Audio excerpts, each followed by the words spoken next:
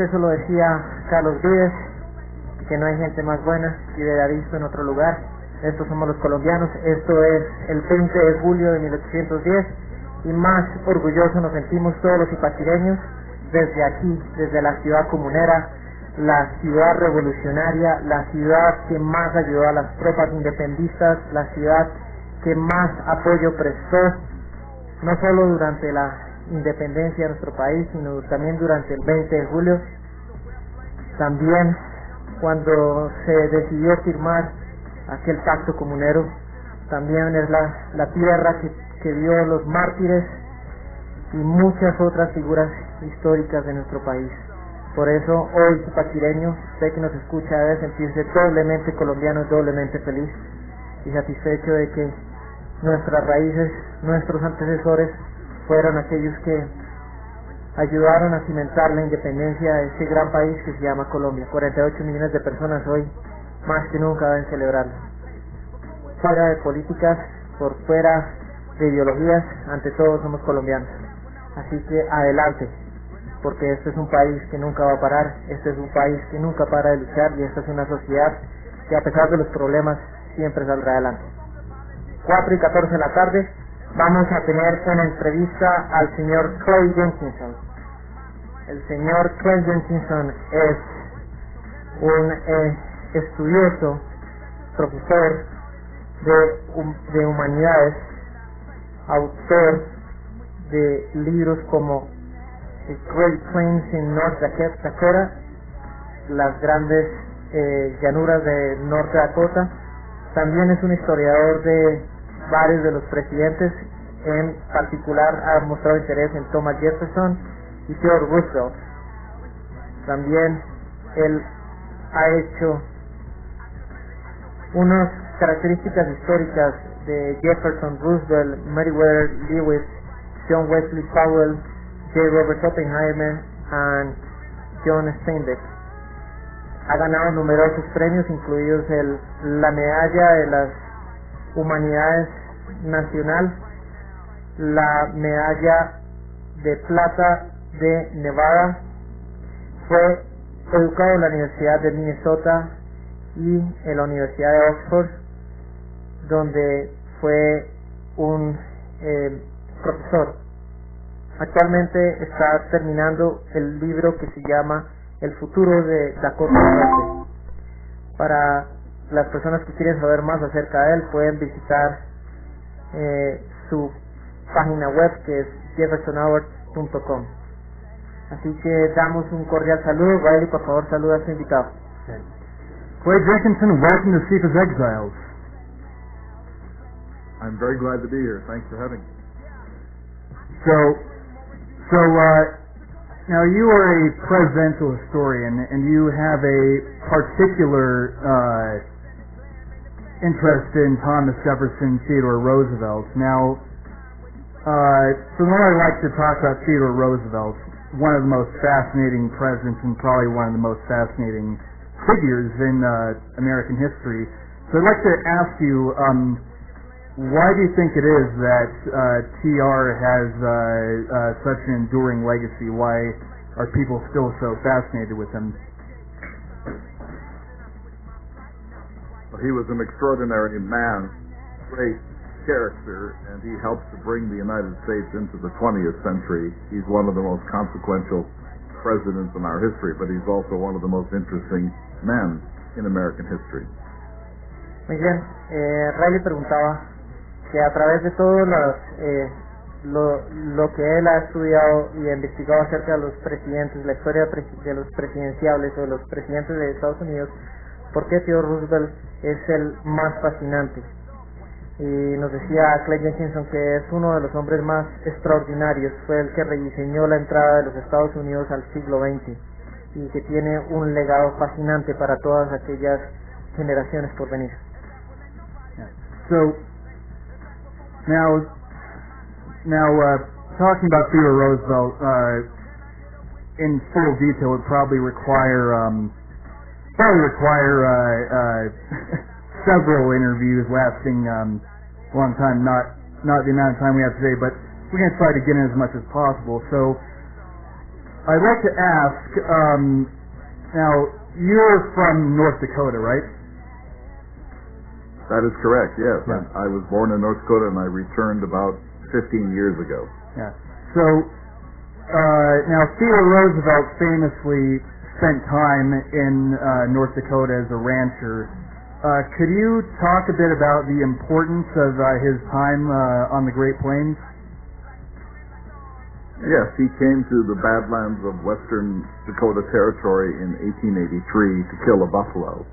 He was a frail man, and he was seeking adventure, and he wanted to get a buffalo before they became extinct. It was widely thought at the time that buffalo would go extinct, and he came out to western North Dakota and fell in love with the Badlands of the Little Missouri River Valley and decided to make a part of his life here, and it really transformed him from being a New York gentleman, overeducated perhaps, a bit of a dandy in his dress, a little bit aloof and maybe arrogant, into the great Theodore Roosevelt that we revere. And so it had a kind of transformative effect on his life.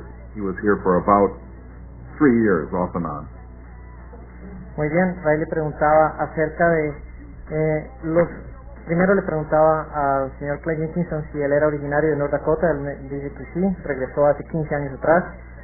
Y preguntaba acerca de cuál fue la importancia del tiempo que vivió Theodore Roosevelt en North Dakota. Él dice que él fue originalmente en 1883 para matar un búfalo antes de que estos se extinguieran. Dice que también se enamoró de las planicies y de los valles del río Missouri. Además de que decidió cambiar su vida prolífica como un caballero en ese entonces cuando vivía en Nueva York, algo que dicen un dandy, que es aquellas personas que se visten extremadamente muy bien, y decidió transformar su vida viviendo durante 3 años en las llanuras y en los valles de Dakota del Norte.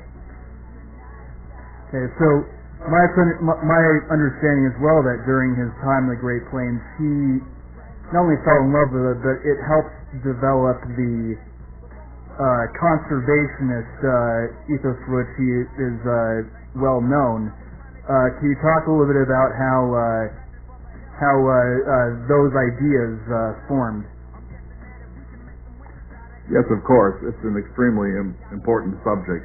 So first of all, he killed a buffalo, one of the last of the buffalo of that time, and he realized that they would soon probably become extinct. And so when he went back to New York, he helped form the Boone and Crockett Club, which was the first non-profit environmental organization in the country, and he helped to save the buffalo so that future generations could enjoy it and future hunters could stalk it the way he had in the Badlands. He also realized that the resources of the country, our trees, our water, our minerals, were being used up. And so he determined that if he ever had power, he would attempt to conserve our natural resources as much as possible. When he became president in 1901, he worked hard at this and set aside 230 million acres of the American West as permanent national parks, national forests, national wildlife refuge, national monuments, and national game preserve. And in fact, when he worked at the Elkhorn Ranch in the Badlands of North Dakota, he formed many of those conservation principles, and that's why we really need to protect the Badlands of North Dakota, and especially the Elkhorn Ranch, which is under some threat from oil and mineral development, to keep it as a shrine to conservation and a shrine to our greatest conservation president. Muy bien, preguntaba Riley de que Theodore Roosevelt fue uno de los primeros presidentes en los que más se preocupó por preservar de cierta manera la ecología, se puede decir. Nos dice el profesor Clay Jenkinson que él, cuando mató un búfalo, él sabía que esta especie iba a terminar extinta, así que antes de viajar a Nueva York, él quiso entregarle ese legado a las generaciones futuras, dejando preservado un búfalo. También cuando regresó a Nueva York, fundó una de las primeras organizaciones, se puede decir, ecológicas o conservacionistas de los Estados Unidos, y él muy rápido se dio cuenta que las verdaderas riquezas de los Estados Unidos estaban en sus árboles, su agua, sus minerales, y que él debería preservarlos si algún día ocupaba la silla. Así que en 1901, cuando él fue nombrado presidente de los Estados Unidos, inmediatamente se ocupó en preservar 330 millones de acres en parques nacionales y protegiendo sobre todo de la futura exploración de petrolífera y de minerales. Así que él decidió preservar sobre todo parte de su rancho donde veía que iba a venir una futura exploración petrolera.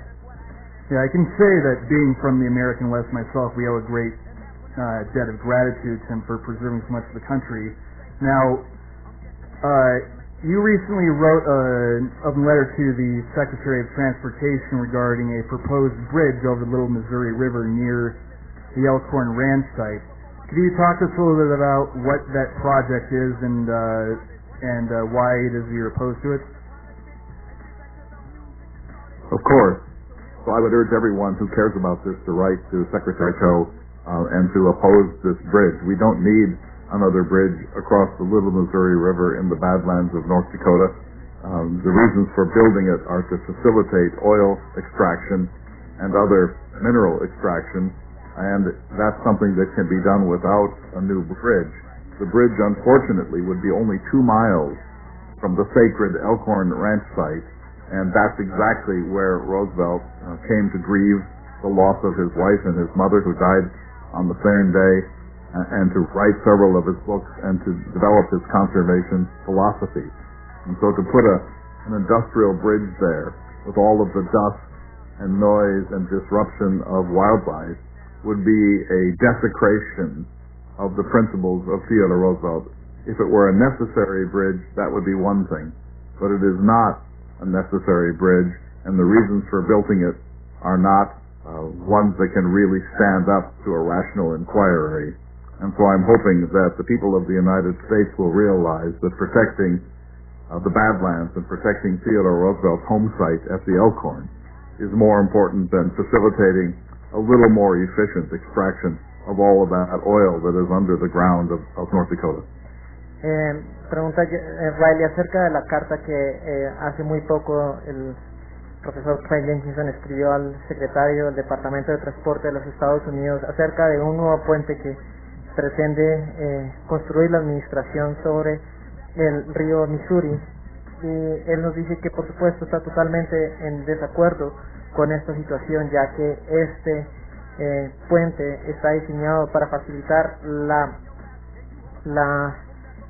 extracción y la búsqueda de petróleo y minerales, y que no es necesario hacer un puente cerca del rancho que fue la cuna, se puede decir, o no la cuna, sino tan importante para el presidente Roosevelt.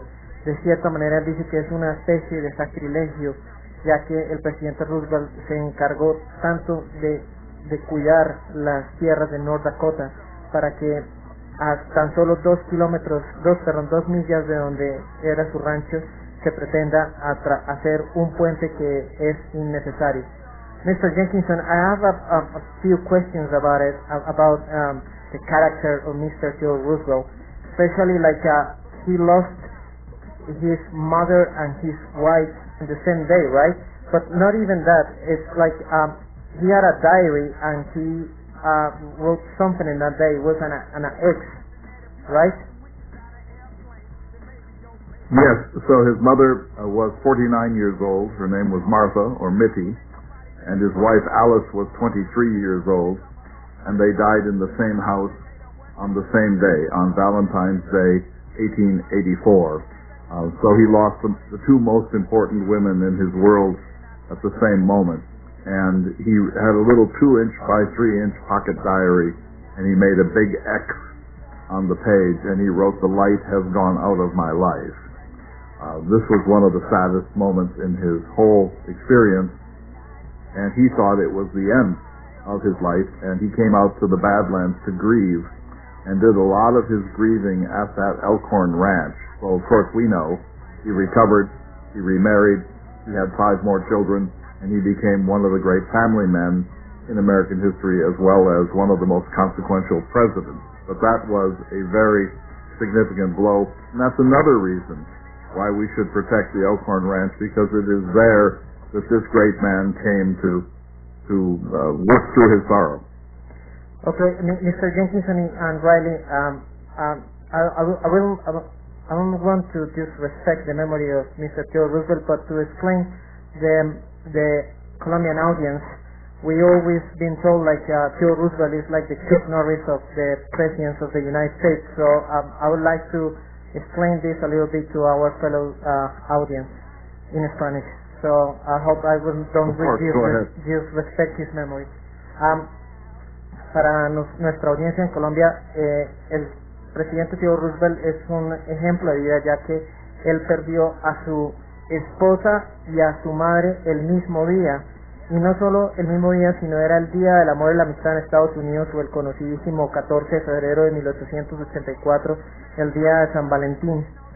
Ese día en el que pierde a su esposa y a su madre, él siempre tenía un pequeño diario de 2 pulgadas por 2 pulgadas que cargaba en su bolsillo, y él en ese día él simplemente marcó una X y escribió unas palabras maravillosas que son: la vida se ha ido de mi propia vida. Así fue cuando él tomó la decisión de irse a pasar las penas a este rancho en North Dakota, pero nos da un tremendo ejemplo de cómo uno se puede sobreponer a una tragedia como esta. Creo que él quedó con 2 hijos cuando murió su esposa. Una hija. Una hija. Cuando murió su esposa y su madre. O sea, perder a 2 personas tan queridas el mismo día. Sin embargo, se sobrepuso, se fue a pasar esta pena, regresó, se volvió a casar, tuvo 5 hijos más y siguió haciendo su vida política. Llegó a ser presidente por 2 términos en los Estados Unidos, y creo que fue uno de los presidentes más ejemplarizantes que tuvo los Estados Unidos. Por algo él es comparado tan solo con la leyenda viva de Chuck Norris, porque es el Chuck Norris, por así decirlo, de los presidentes de los Estados Unidos. Go ahead, Raleigh. Yeah, it's an interesting way of putting it, Andres. Although I would argue that TR was more interesting than Chuck Norris. So anyways, we've talked about his conservation ethos a bit. Now, regarding his other domestic aspects of his presidency, he was also a great progressive reformer on other fronts. What would you consider, in your expert opinion, his most significant domestic accomplishment as president? Well, that's a hard one. Let me say, first of all, that Roosevelt's relationship with the nation of Colombia was a very troubled one, and it didn't bring out the best qualities in Theodore Roosevelt, and his high-handedness with respect to the revolution in Panama was something that the American people are somewhat apologetic for now, and we understand that that was not showing real respect to the Senate and the people of Colombia. We're glad that the Panama Canal exists, of course, but we would do it more sensitively and with greater actual respect today than was done then. As to his domestic life as President of the United States, Roosevelt was the first president to side with labor in a dispute between management and labor. This was in the coal strike of 1902. He wanted a meat inspection act so that the food supply of the urban people in America, the people who lived in cities, would be sound and healthy. He wanted a minimum wage so that people would have a living wage. He wanted to prevent squalor in tenement houses and in other places where new immigrants were coming from South America, from Europe, and from Asia. He wanted what he called a square deal. He wanted every person who lived in the United States to be treated with respect and not be cheated by corporations or by powerful people or by government. And so it's hard to really quantify exactly where his greatness lies in this respect, but he's the first president who really understood that unless the country works for everybody, it doesn't really work for anybody. And it's all the more remarkable because he himself was an aristocrat. It was out on the plains of North Dakota that he became a kind of small d Democrat and began to be a champion of average people in the United States, including recent immigrants. Okay, Mr. Jenkinson, I understand what you're saying about the respect about the the troubled relations which the President Theodore Roosevelt had it back then with our country, but we have a special interest in Theodore Roosevelt because back then our Theodore Roosevelt, the General Rafael Reyes, actually they came into a kind of fight in 1902 in Panama, and our, can I say, Theodore Roosevelt, Mr. General Rafael Reyes is actually our example of how to be a good president and how the things have to be done in the righteous way. Nos decía el señor Clay Jenkinson que él entiende que hay un cierto descontento acerca de lo que ocurrió entre Theodore Roosevelt y las relaciones traumáticas que tuvo con Colombia, sobre todo en el año 1902 y 1903, cuando se llevaron a cabo los procesos de independencia de la República de Panamá. Sin embargo, él aclara que el presidente Theodore Roosevelt fue uno de los mayores defensores de los trabajadores en los Estados Unidos. No solo en 1902, él sobre todo protegió la cadena alimenticia, lo que tiene que ver con la salud del pueblo, sino fue el precursor del salario mínimo. Él hablaba de algo que se llama square deal, que es ser como el trato cuadrado, creo que es más o menos. Sí, el tratado justo. El tratado justo, ok. Y que él siempre habló de que debería de el trabajador ser tratado con mucho respeto por las empresas y las multinacionales, y que el país trabaja para todo el mundo. Es una frase que uno debe tener muy en cuenta, cuando el país trabaja para todo el mundo.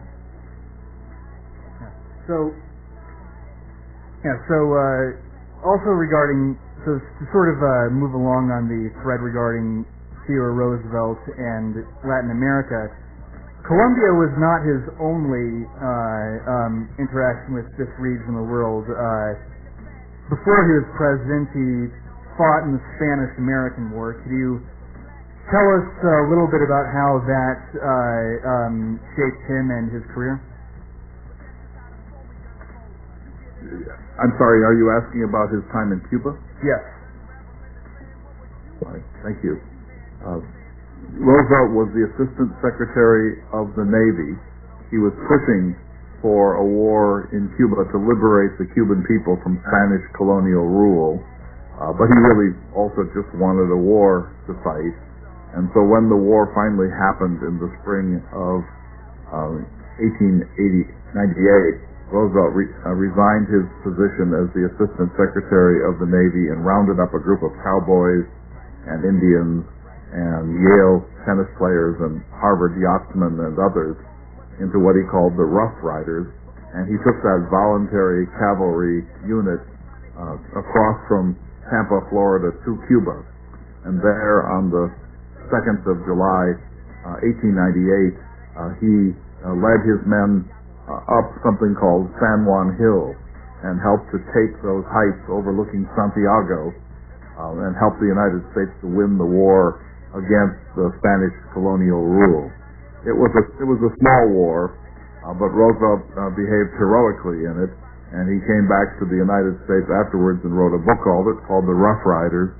And that action of his life propelled him first into the governorship of New York State and then into the presidency in 1901. So it was an extremely important part of his political career.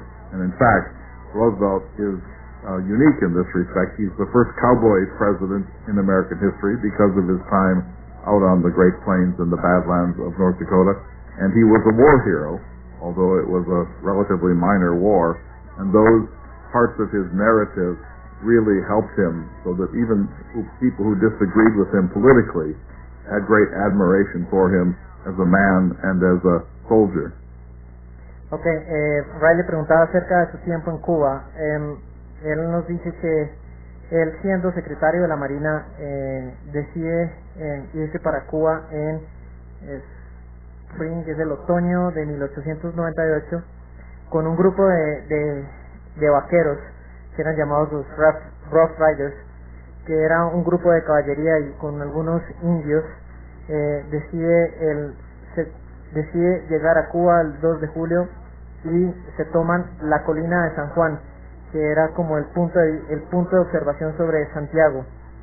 Él hablando de independencias, fue el que ayudó a independizar a Cuba de la dominación y del gobierno español, junto con estos Rough Riders. Esto le sirvió sobre todo para ser catalogado como el primer presidente cowboy, y después de terminar esta conquista de Cuba, o esta liberación de Cuba mejor, él regresa y se convierte en el gobernador de Nueva York, y después de ser gobernador de Nueva York es que él llega a la presidencia de los Estados Unidos. Mr. Jenkinson, I would like to ask, is this still Mr. Theodore Roosevelt the youngest president ever in the United States, or is JFK? No, Roosevelt was the youngest person ever to be president of the United States. He was 42 years old, just about 43. John F. Kennedy was the youngest person ever elected to the presidency. Roosevelt became president in September of 1901 after the existing president, William McKinley, was assassinated in Buffalo, New York. And so he had been serving as the vice president for McKinley, and on McKinley's death he ascended into the presidency at the age of 42. There's still any remains of the Theo Party? Of his party, yes. The Bull Moose Party? Yes, sir. Yes. There is still a progressive movement in the United States, although you might not notice it from Columbia these days. The Progressive Party died in the 1920s, and its principles were absorbed eventually by Franklin Delano Roosevelt, FDR, who was the fifth cousin to Theodore Roosevelt. In fact, the New Deal of Franklin Roosevelt was in many respects based upon some of the principles of Theodore Roosevelt back from 1912, when he stood in the Bull Moose Party against the incumbent William Howard Taft and the Democratic challenger Woodrow Wilson. And in that famous campaign, Roosevelt won more third-party votes than any other candidate in American history, 29%, but of course he still lost. But the progressive agenda never died. It morphed into the Democratic Party during the 1930s, and it's part of the Democratic Party into the 21st century. Hacía dos preguntas acerca de el presidente Theodore Roosevelt. La primera es si él aún es el presidente más joven que ha tenido los Estados Unidos, y me dice que sí, es el presidente más joven en haber sido presidente, si se puede decir, porque él reemplazó al presidente McKinley, quien fue asesinado. Entonces él fue vicepresidente y luego presidente, pero con tan solo 42 años en septiembre de 1901. Luego el presidente electo más joven sería John F. Kennedy, con 43 años. También hacía una pregunta acerca del movimiento que él fundó después de haber sido electo dos veces, en el que él quiso regresar a la Casa Blanca, y que era como un tercer partido fuera de los republicanos y los demócratas, y él me dice que pues estuvo muy cerca de haber logrado su cometido con un 29%, pero lo que queda de esto es hasta 1920, que fue cuando se acabó este partido, es lo que su primo Delano Roosevelt, what was the name? Franklin Delano Roosevelt, fundó como el nuevo acuerdo, y es lo que queda hoy en día, lo que queda en el Partido Demócrata del siglo XXI. I would like to say, like FDR, when he was here in Colombia, he and his wife, they established the first huge hospital is the Hospital Roosevelt, where when my son had an accident 5 years ago. He was treated for his accident. He was treated there, and he actually recovered his hand after a terrible accident he had in his school. So I have something to do with the story of the Roosevelts. Go ahead, Riley. Okay, so my next question. The last question regarding TR in Latin America, or one of them is, after his presidency, after his unsuccessful bid at his third term, he did something which is unusual for a president. He came down here to South America and explored a tributary of the Amazon.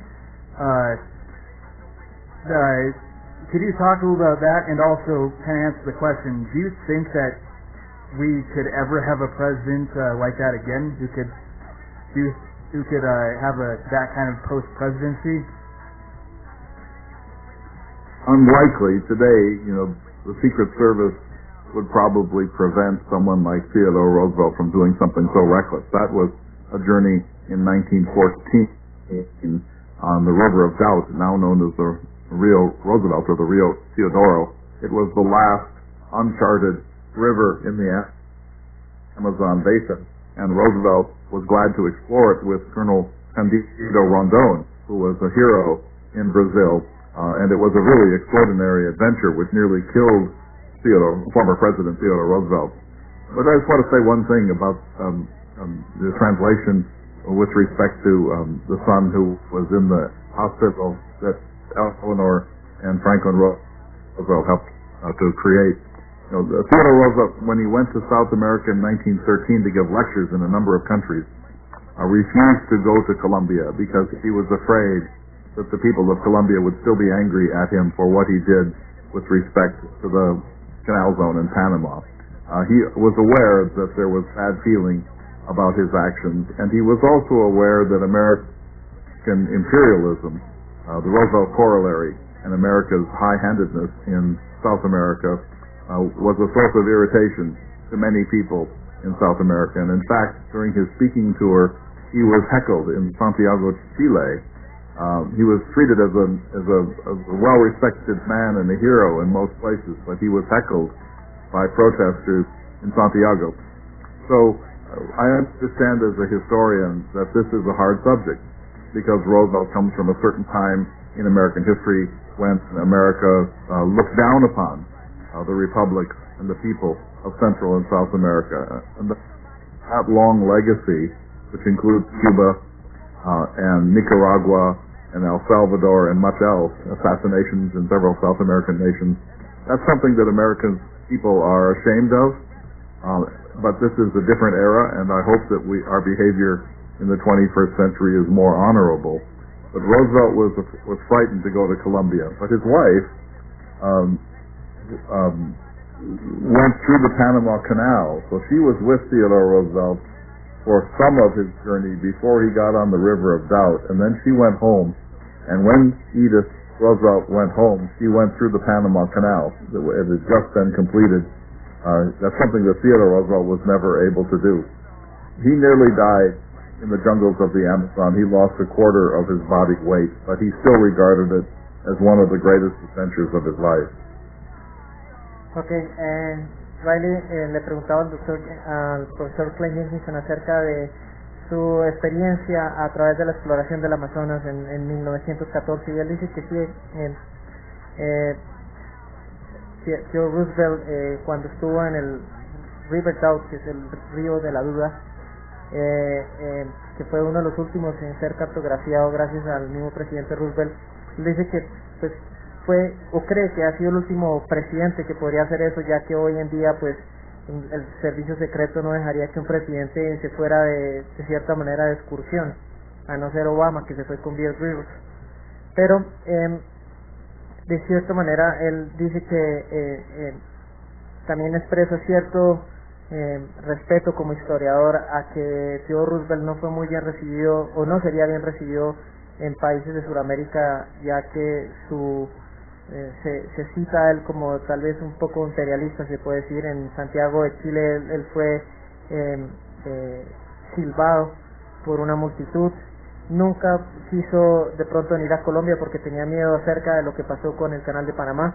Sin embargo, es muy recordado en Cuba, Nicaragua, El Salvador, y ya después de más de 100 años de esta experiencia, creo que debemos de ser más civilizados y recordar con cierta honorabilidad lo que fue la vida de Theodore Roosevelt. Incluso nos dice que cuando estuvo en el Amazonas cayó enfermo y perdió un cuarto de su peso total antes de morir, pero tuvo la fortaleza para salir adelante. Alguna vez con su esposa trató de pasar el canal de Panamá antes de su terminación. Sin embargo, después de morir fue su esposa quien terminaría esta travesía atravesando el canal de Panamá. Yeah. So we don't have much time left. So my last question sort of regards the recent debate we've been having in the U.S. regarding historical memory. For you as a scholar of Theodore Roosevelt and Thomas Jefferson, my question is, how do we deal with complicated legacies of historical figures like them? In this interview, you talked about how both the savory and unsavory qualities of TR's legacy, as both a progressive and conservationist, but also as kind of a high-handed imperialist. And as you know, with Jefferson, there are also other issues that don't have time to explain them to our audience. But so I'm wondering, from your perspective as a historian, how do we deal with the complicated legacies of these kinds of figures?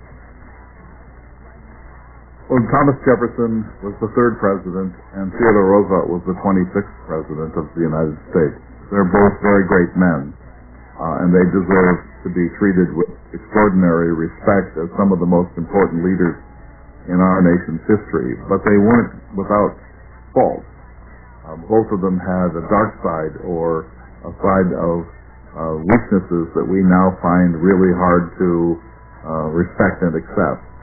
So Jefferson was a slaveholder. He helped to dispossess indigenous peoples, Native Americans from the American West. You can go on for a very long time discussing that problem. This is the man who said all men are created equal in the Declaration of Independence, and yet in the course of his life, Thomas Jefferson owned as many as 600 other human beings. And Theodore Roosevelt was a very extraordinary man, our greatest conservationist president, a political progressive, a person of gigantic personality, but he was in some respects a racist, and he was certainly an imperialist. He loved war. He loved war for its own sake, for the glory of war. And he was particularly hard on the people of South America. So it's complicated, but I take the whole man view that we must evaluate someone like Theodore Roosevelt for his entire life, for all of his achievements, both the good ones and the not good ones, and the same is true for everyone else. What I want to bring to my work is honesty. Instead of trying to defend these men or condemn them, I try to understand them and to present them in all of their richness and complexity. And anyone who has ever looked at the history of the United States knows that it is a wonderful experiment, but also it has come at enormous cost to other peoples, especially to American Indians and to the land, and that our imperial posture, beginning with Cuba in 1898, has made America a disliked or distrusted nation in many quarters of the world. So it's not a perfect picture for our country, and it's certainly not a perfect portrait of Thomas Jefferson or Theodore Roosevelt or anyone else. And by the way, I support the removal of the statue of Theodore Roosevelt from in front of the American Museum of Natural History, because it shows him with a Native American on one side and an African gun bearer on the other, while Roosevelt is on horse and they are on foot. And so it presents a picture that we no longer regard as respectful of indigenous peoples. Muy bien, preguntamos acerca de cómo se puede tratar estas legados complicados que tienen algunos presidentes de los Estados Unidos, ya que han sido catalogados muchas veces como racistas o imperialistas, y tiene cierto grado de complejidad, ya que se puede decir que Thomas Jefferson fue uno de las personas, uno de los fundadores de los Estados Unidos, pero al mismo tiempo fue uno de los que le quitó sus pertenencias a los nativos americanos. Entonces habla de que todos los seres humanos tenemos como un lado oscuro. El mismo Theodore Roosevelt fue se clasifica como un racista, un imperialista, pero esta complejidad es la que debemos de retomar en el siglo XXI y tratar de admirar a estas personas como seres humanos, como grandes líderes que de cierta manera para su época forjaron no solo grandes ideas, sino revolucionaron el estado de los países en donde existieron. También hablamos de que Mr. Clay Jenkinson está de cierta manera en contra de la estatua que tiene a Theodore Roosevelt al frente del Museo Natural, ya que él dice que una estatua en donde él está a caballo y los indígenas andan descalzos y a su lado no representa el honor que debería de tratarse a estas personas. Así que vale. Well, okay. So we're running out of time. We have to wrap up. Before we go, do you have any message for our viewers in Colombia or abroad? Yes, I do. First of all, I would love to come to Colombia. I've never been. I've been through the Panama Canal a couple of times, and I've been to several other places, but I have great interest and curiosity about Colombia. I also want to appreciate the questions you've asked and also the very careful translations. I know that can't be easy, especially with someone who speaks in such long paragraphs as I tend to do.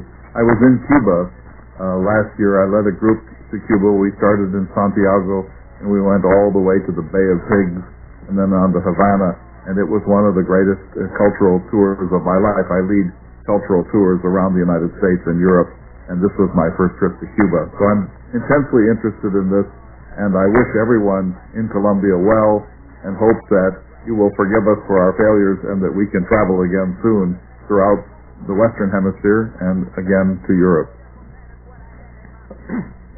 Okay, el profesor Clay Jenkinson dice que el último mensaje para nuestra audiencia en Colombia es un mensaje de primero, pues, perdonar por los errores que han ocurrido a través de estos años. De cierta manera, si hay algo que perdonar por lo que ha pasado acerca de los presidentes de los Estados Unidos.